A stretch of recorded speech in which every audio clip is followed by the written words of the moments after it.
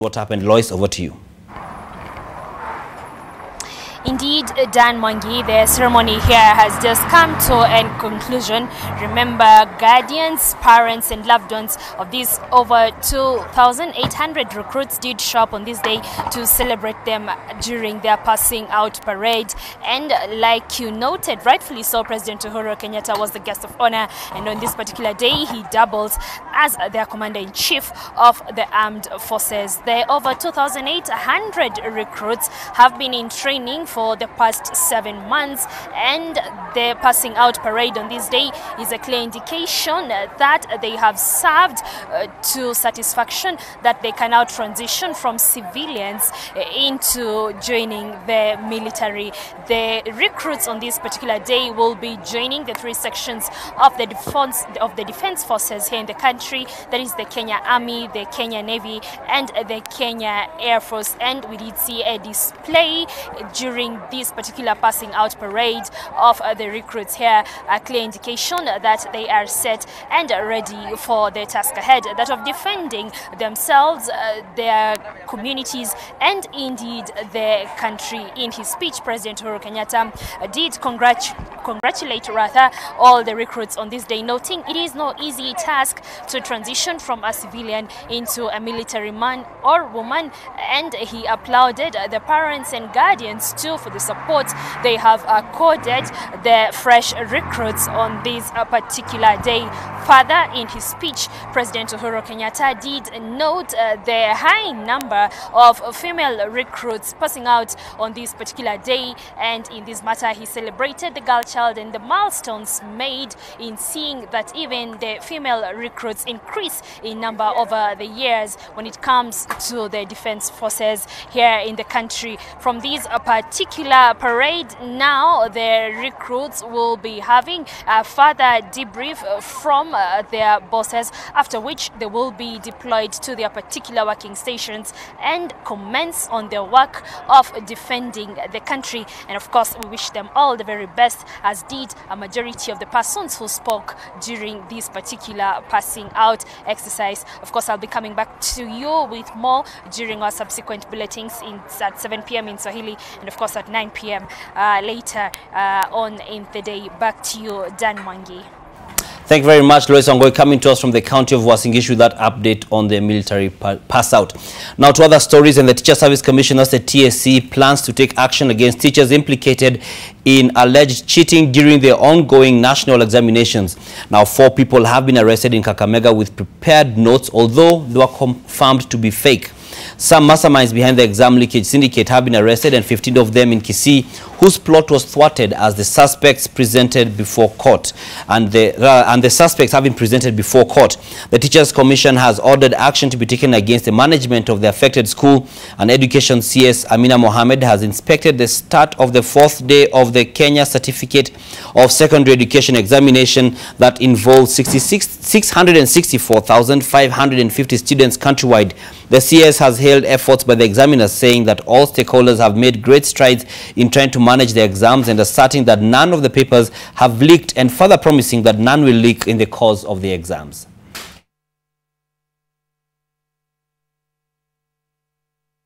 Having sealed all the loopholes of leaking exams, a few scrupulous, or should I say unscrupulous, people have over the last 3 years devised new criminal tricks of opening examination packages a few minutes before the start time, in what NEC calls early exposure. Usually the target of these unethical people is the second paper of the day. Their game plan usually is to smuggle all or some of the examination questions, take them to hired goons outside who are expected to tackle the questions, and then smuggle the answers back into the exam rooms. Fortunately for our candidates and for our country, days of these people are quickly coming to an end. This morning, I wish to announce that some of the masterminds of this early exposure scheme have entered the police and NEC dragnet, thanks to a manhunt staged by a combined team of officers under the multi-sectoral team of government experts. Two KCSE candidates from Heights Academy in Thika will now serve 1-year probation after a court found them guilty of stealing phones. The two students are reported to have stolen an Infinix Note 5 valued at 18,000 shillings from Eunice Wanjiko, a KCSE invigilator, and a Techno N65 valued at 10,000 shillings from Hassan Gabo, a police officer, respectively. The court heard that the two committed the alleged crime on 6th of November while doing their exam papers. The suspects, who appeared before resident magistrate N.M. Nyamori, were positively identified by their fellow students before they were arrested from their hideouts by police and arraigned.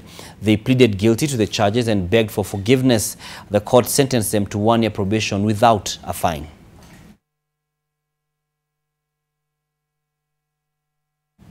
Detectives have launched investigations into alleged misappropriation of government funds at the Narok Liquor Licensing Board.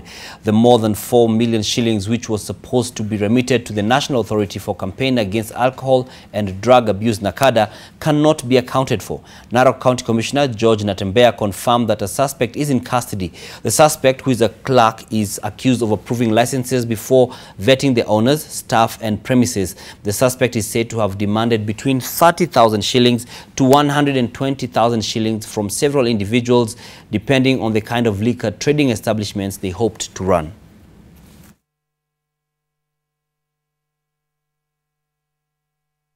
Sasa kulipa hizi pesa, baadaye tukarudi tukaja kuitishwa license yote. Ile license tulipewa turudishe kwa DC. Na tukarudisha hiyo license kwa DC. Kurudisha license kwa DC, tukaambiwa turudie baada sometimes. So tulikuwa tunafanya kazi bila license. Sasa tunapokuwa tunarudi kwenda kuuliza license, tunaambiwa hii license ni halali. Hii license vile ilivyo inatakiwa ikuwe. A 27-year-old man was allegedly shot by police who were patrolling the Jais area, Magharibi sub-county in the county of Kilifi. Juma Charo was shot while transporting charcoal on his motorbike on Tuesday night at the Jais intersection. The victim claims that the police officer shot twice, one shot missing him and the second hitting the charcoal field sack. He is currently admitted at the Malindi sub-county hospital where he is nursing a left elbow injury. Magarini OCPD Gerald Baraza said investigations into the case involving officers attached to the Edu police station.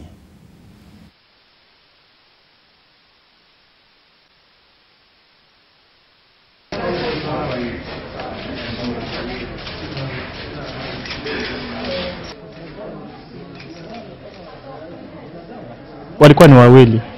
Huyo mwingine ni dereva na huyo mwingine alikuwa si dereva. Sasa alipotoka akaanza kunyosha ile bunduki, sasa kunyosha tare hivi. Mimi sasa nikawa naona ni kawaida kwa sababu si ni askari huyo. Akaja paka karibu yenyewe. Akashuti mara ya kwanza akanigonga kwa bega hapa. Mambo ya makaa huwa watu ndo wanang'ang'ania kufanyia mambo mengi kujikimu kimaisha, na hata ikiwa pengine yamekatazwa, lakini wao walikuwa si kwamba wampige hiyo risasi, walikuwa ni wamsimamishe na wamuongeleshe vizuri. Ikiwa ni kumchukua kumpeleka station, wampeleke station. Sisi tumetoka tu direct kutoka Marereni na kuja hapa kuona huyu victim, ndio tuendelee pale tuone circumstances za kupigwa risasi zilikuwa nini, kwa sababu mwenyewe anasema hawa askari hata hawakumuongelesha. Hiyo wakati amesimama na askari ametoka ndani ya gari akasikia mlio wa risasi. Support staff at the Garissa County Assembly have gone on strike for what they term as unfavorable working conditions. They have accused the County Assembly leadership of disrespecting their roles and duties. They also claim to never have been involved in the staff audit that was carried out shortly after the new county government took office. The staff now accuses the leadership of the Assembly for not steering the Assembly in the right direction, which has killed staff morale. A section of the MCAs joined in their protest, saying that they would defend the staff members. They have threatened rather to eject the Speaker of the County Assembly, who they say seems not to understand his mandate.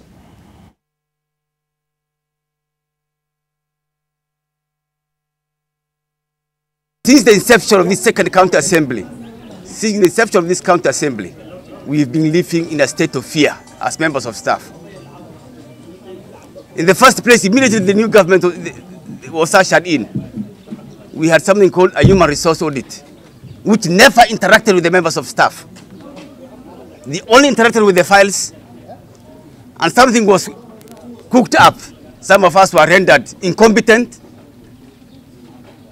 Some of us were told they're not even qualified to be in the positions that they are. And we've been living under a state of fear. So, Mr. Speaker, wherever you are, just come out. We shall listen what they are saying with you. You have no mandate to abuse, to intimidate any member of this assembly. You have been taught English as we were done to. Use the language.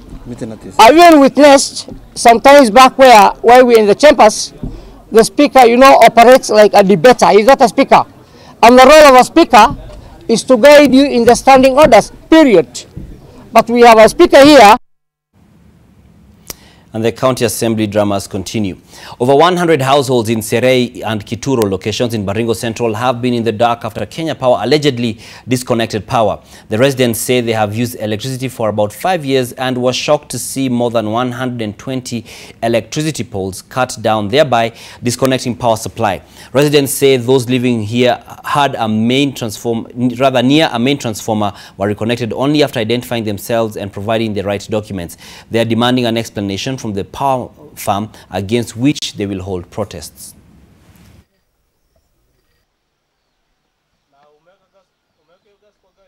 Sisi tumenini stima tangu 2014 mpaka saa 2018. Hao watu walikuwa wapi? Walikuwa wapi tangu siku hiyo? Na sisi tunalipa, si atulipi. Ningependa kuuliza head of the state president and his deputy, ile story walisema watu wapatiwe stima under last mile, kama ilikuwa ukweli ama ilikuwa ya uongo juu mimi nilikuwa nimepatiwa na yangu nimekatisiwa. To some international news now, and US President Donald Trump has fired Attorney General Jeff Sessions, naming Sessions' former Chief of Staff Matthew Whitaker as his replacement in an acting capacity. Whitaker has been a vocal critic of the Robert Mueller investigation into whether there was any collusion between the Trump campaign and the Russian government in the run-up to the 2016 presidential poll. Trump's vocal criticism of CNN chief White House correspondent, Jim Acosta, escalated Wednesday with the US president refusing to take questions from the correspondent. Acosta's access to the White House has since been suspended.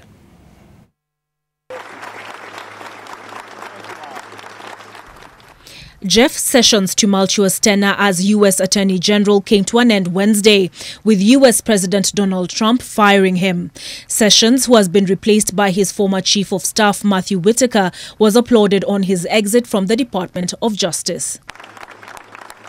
Trump's relationship with Sessions soured when he recused himself from overseeing Robert Mueller's probe into collusion between the Trump campaign and the Russian government in the run-up to the 2016 presidential election. Several of Trump's close associates, including his lawyer and campaign chief, have already been indicted as a result of the probe. The Democrats have criticized the move and view the timing.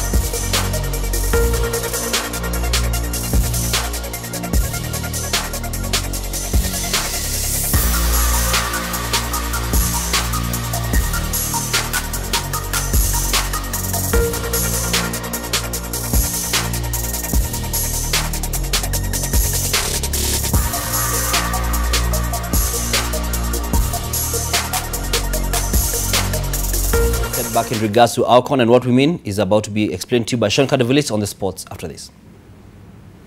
Niaje, want to invest in a biashara that will take your hustle to the next level?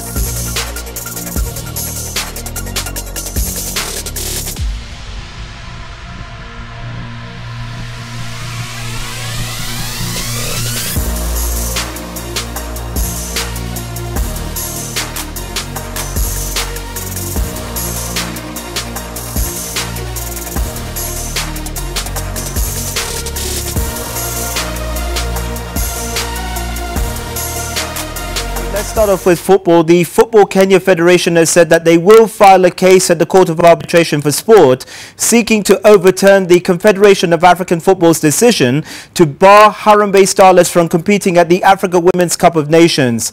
The FKF will also explore legal avenues to temporarily halt the championship from taking place unless Starlets are allowed to compete in the event. Now, this came after CAF reinstated Equatorial Guinea to the tournament, which is set to be held in Ghana from the 11th of November following a successful appeal. The team had been banned after allegedly fielding an ineligible player, Annette Jackie Masemo, against Kenya.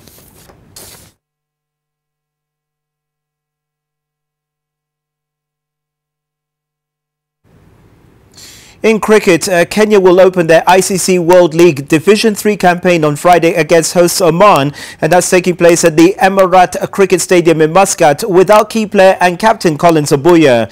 The experienced all-rounder decided not to travel to Oman to compete at the 11th hour, claiming he had pressing personal commitments in Nairobi. Obuya was replaced in the squad by Narendra Patel, a dependable batsman who turns out for canvas in the Nairobi Provincial Cricket Association Super Division. Obuya's position as team captain will be filled by vice-captain Dhiren Gondaria.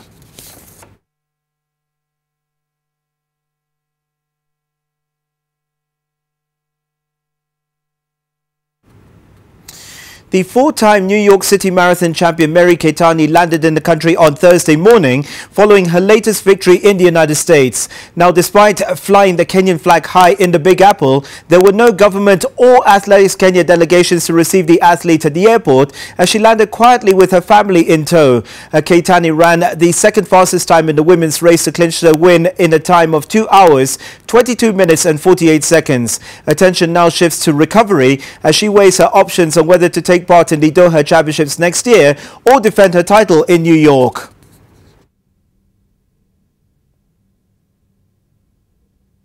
I'm very proud of my country, and also I'm requesting also them also to at least love us and take care of us because when we are out, when we are taking our flag higher, so we are celebrating, and also them to have to celebrate at us. That is what I can say, and maybe in the near future they have to recognize athletes because.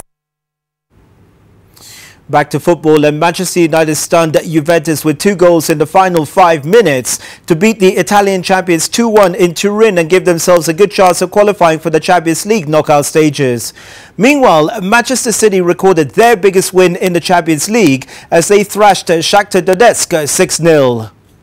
Substitutes Jose Mourinho played his hand much better than Max Allegri.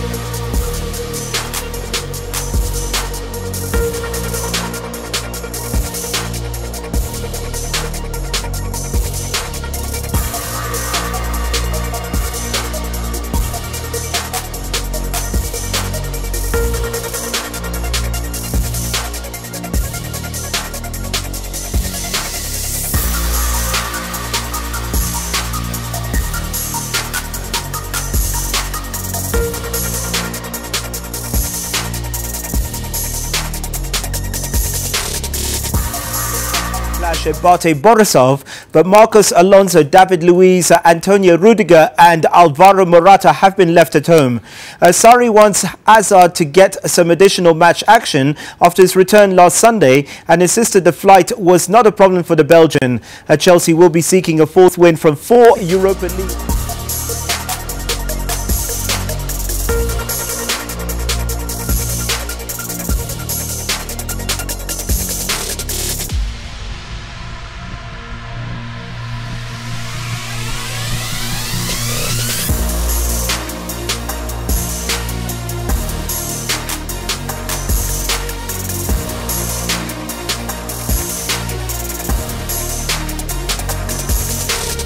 Of course, happening about Manchester United. What a win it was last night, to be honest.